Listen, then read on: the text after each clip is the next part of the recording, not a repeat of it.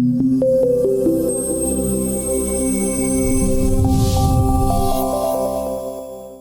name is Kelsey, and I'm the National Director for Patients and Information in the UK National Health Service. Excellent.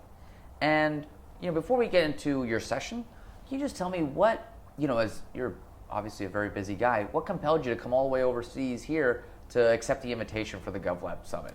Okay, so I have believed for a long time that open data, transparency, citizen participation are the key operating principles for successful public services.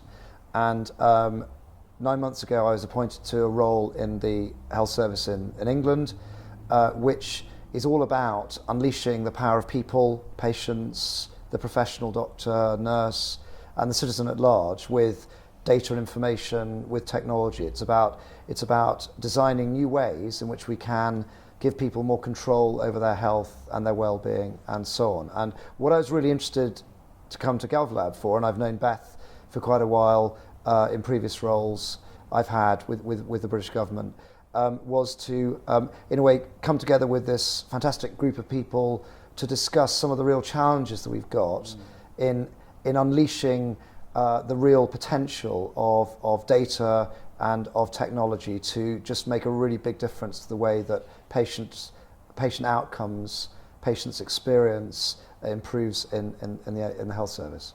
So you probably already got into it a little bit there. So can you give us a distilled version of what you kind of opened up with for your session yesterday? So I was honoured to be the change agent in the session on data visualization. Mm-hmm. So that sounds quite technical, but really what it's about is about putting information in the hands of people in a way that's going to really activate them, that's going to drive them to change their behaviour. Now, in healthcare, we have a big interest in getting people to change their behaviour, to kind of eat less fried chicken, to be healthier, to use really expensive healthcare less. And we believe that actually if people take more responsibility, do things better for themselves, that's how we're going to get to a long-term sustainable health system. So it's really important that patients start to become more active consumers of healthcare, and to be active, they need more data. They need to know whether they're doing the right or the wrong thing. They need to understand whether today, if I don't walk from here to the metro station and I continue not doing that, is that going to have an impact on me and my health? And so that's all really about data, and it's about sharing data, and ultimately it's about visualizing data. It's about giving people tools that they can understand and access. So this session was all about trying to think differently about how we can give patients and citizens an experience of data that's actually going to activate them to be more demanding. And we chose health as our kind of example. And is it something like a Fitbit device, or I know it's just an example that comes to my mind, but those are the types of data visualization tools you're referring to? Kind of. So there are lots of data. When we talk about data, particularly in healthcare, but true in lots of other public services, we mean quite a lot of things. So data is, on the one hand, big data. It's like the medical record. It's it's big, structured data, but it's also unstructured, people's comments, 311 style. Just, hey, I didn't enjoy my experience of healthcare today, and there are lots of kinds of data. What we want to do is to feed all this data into a sort of space which will help people make sense of themselves. So my Fitbit is telling me that I've done 8,000 paces today, and actually people like me who do 8,000 paces and don't consume too much alcohol and have a heart rate like this are at this risk of some good or bad health effect. So that's kind of, we were looking at taking lots of this data, turning it into sense for individuals. Excellent. And so in your work, what are some of the solutions that you've already implemented that are based around either data visualization or giving more access to patient data? So in the English health system, we have really, I'm saying this, and perhaps it's immodest in a way, but we have really pioneered transparency of data about clinical services to empower people to improve them. And we have done a lot of work on visualizing things like death rates in hospitals. So a very complex bit of data is the fact that different hospitals, different doctors, different specialties have different outcomes, and one of those outcomes is the number of people who die that shouldn't die if all other factors were equal. So we capture that data and we play it back to patients, citizens, and doctors, so they can use it. So we've done a lot of work that's available on the web in various comparative scorecards, dashboards, graphs.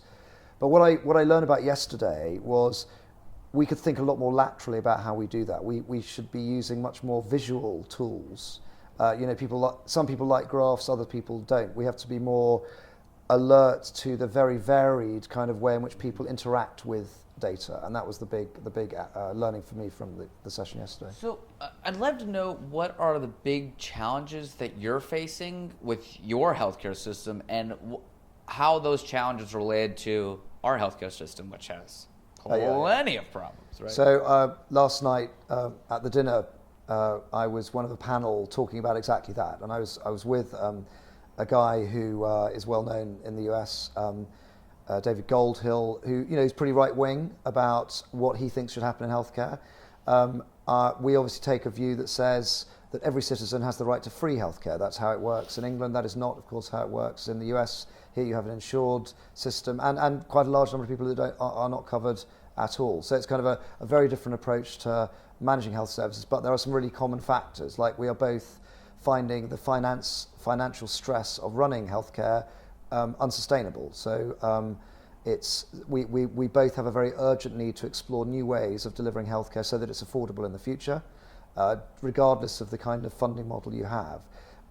We both have a really important challenge to understand more about what quality is in healthcare. So there's no point in spending a large amount of money on healthcare, even unsustainably, if actually what you're purchasing is not a high quality healthcare system. So how do you measure quality? How do you ensure that when a patient goes and has a treatment that actually they benefit, that it's not just a kind of weird commercial game, but actually people benefit. So these are the challenge of understanding, measuring and improving quality on the one hand, and the challenge of developing long-term sustainable healthcare systems these are global challenges.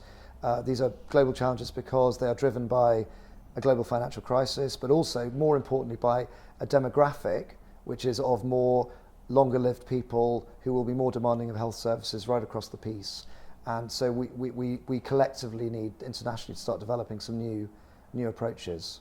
So those are problems that I can see almost any system having, right? So what are the benefits of your healthcare system as a means of allowing for innovation a little bit easier, as opposed to the American system? Yeah. So so my American colleagues would tell me that the great, in a way, an advantage. There are lots of disadvantages too. So I think but one advantage that the English healthcare system has is that it is a big national enterprise. So theoretically, we can do things in a more standard way. We can have standard data, for example. It should be easier for us to kind of get to the bottom of what is an outcome in healthcare, what is quality, and we are doing that. So I'm hoping in a way that the English NHS can be a sort of laboratory for the world. And that's another big reason for coming to GovLab is that this kind of festival of open data is the beginning of a much longer term relationship with Beth and you guys and colleagues in general in GovLab, to start thinking about how we can understand the impact of the work we're doing on transparency and participation, so that other systems and us ourselves, of course, can learn from where we get it right and where we don't get it right. One of the things I heard yesterday that there wasn't a lot covered is the emphasis on other countries, besides the other non-big military power countries. Yeah. How are some of the innovations and policies that you're pushing, how can they be applied to smaller countries? Yeah. So it's really interesting in healthcare because in many developing countries, they're leaping faster than we are towards really extracting value from technology and data because they have no other option.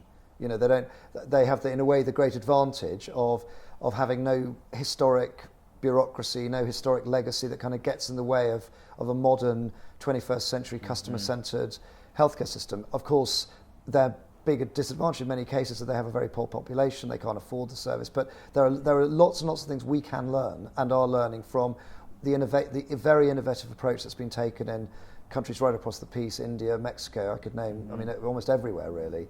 But on the other hand, also, there's lots that those countries can learn from some of the work we're trying to do in the National Health Service, and indeed in the American system. And that's to do with,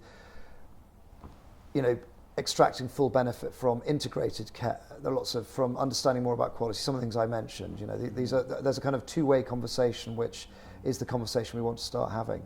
So this is, and I won't take too much more of your time. Sure, Thank sure. you for No, joining that's us. This is experiment 1. Yeah. Let's say, Yeah. let's call it the first experiment. What would you like to see in experiment 2? So feel free to be as honest and blunt as you want on how we can improve other experiments like this. I think in the group that I was in, we felt we were beginning a conversation. I mean, it's really hard to figure out how you solve the kind of, and we felt that we were just scratching the surface of how we could transform the value of data to patients in health, as our example. I think what we all felt at the end was that we needed this to be the beginning of something, but maybe something that can't be solved in a day. It's kind of there's a problem about having a fantastic, high energy kind of session like the one we had yesterday, and just beginning to frame the right questions. Everyone, of course, naturally wants to get to answers, solutions. So I don't know, maybe the next experiment needs to be longer. Maybe we need to sort of think of it as something that happens over a period of time, because I think what would be really valuable would be to take the sort of brain power that GovLab's brought together and concentrate it in really specific ways where we can do more than just frame the question, would be, a thought. Great. Cool. Tim, thank you so much. No, not at all.